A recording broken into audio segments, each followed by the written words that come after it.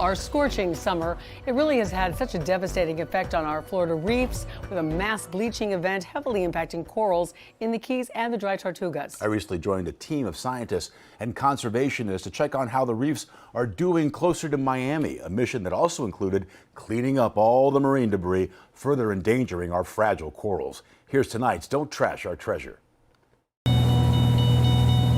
We left the Miami Beach Marina bright and early on a Sunday morning. It's extra hot out here this summer, and it's not just us who feel it, but the reefs have really taken a beating. For months, we've been showing you the mass bleaching event devastating South Florida's coral reefs, triggered by extremely warm ocean temperatures, fueled by the hottest summer ever recorded on planet Earth. If this doesn't wake people up, I don't know what will. On this day, I joined a team of coral scientists from Rescue a Reef, FDEP's Southeast Florida Action Network, CFAN, and volunteers with Debris-Free Oceans to check up on two reefs just a few miles off the coast of Miami. The more citizen scientists we get in the water taking pictures, sending them to critical local databases like CFAN, the more we can get a clearer picture of what this bleaching event has done for our reefs and how we can help. Our first dive, Paradise Reef, 3 miles off Key Biscayne, and home to Rescue a Reef's coral nursery. We have multiple study sites deployed here, and we've been working at this reef for about a year with the EPA grant. When the bleaching event began in July, hundreds of coral fragments were removed and rescued from the heat. It's now 2 months later. We're kind of on the tail end of the bleaching season. We're still on an alert 2. And the team is here to survey how the reef is faring.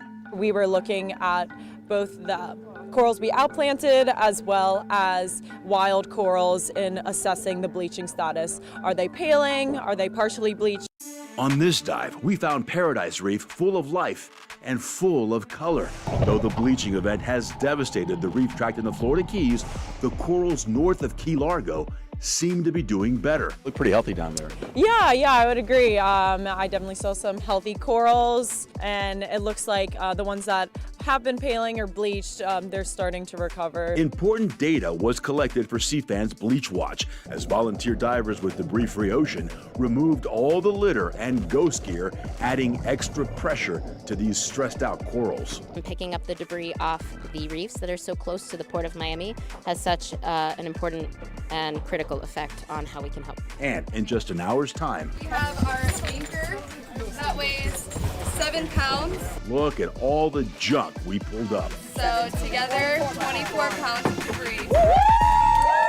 So important because not only does this impact our corals, but also our marine life. But these entangled turtles have been coming in. It's frightening. This juvenile green sea turtle was recently rushed to the Marathon Turtle Hospital after being found so entangled in fishing gear, she could barely move. Sadly, some of them drown because they get tangled and they can't surface debris.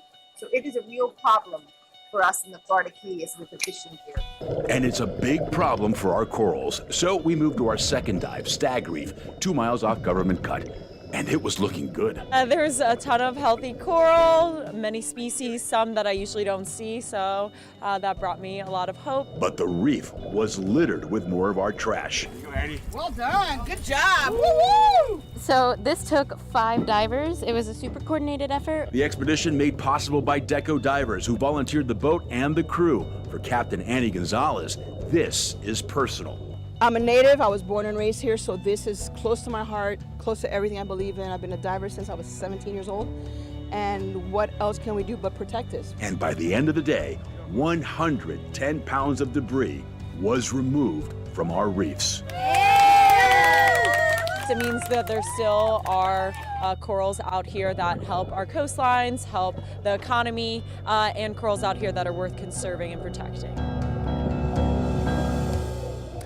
Florida's coral reefs represent $8.5 billion annually in tourism dollars and jobs and help protect our coastlines from catastrophic storm surge during hurricanes. In short, coral reefs matter to everyone who lives in South Florida.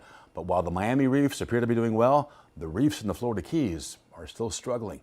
We'll take a closer look at that next week. For more on how you can help our coral reefs, we have important links for you. Just scan that QR code with your phone. It'll take you straight to the Don't Trash Our Treasure page on local10.com. So cautiously optimistic, but it's still way too early to tell what the long-lasting effects will be from this bleaching event. But there's a little hope there. There is hope. Great.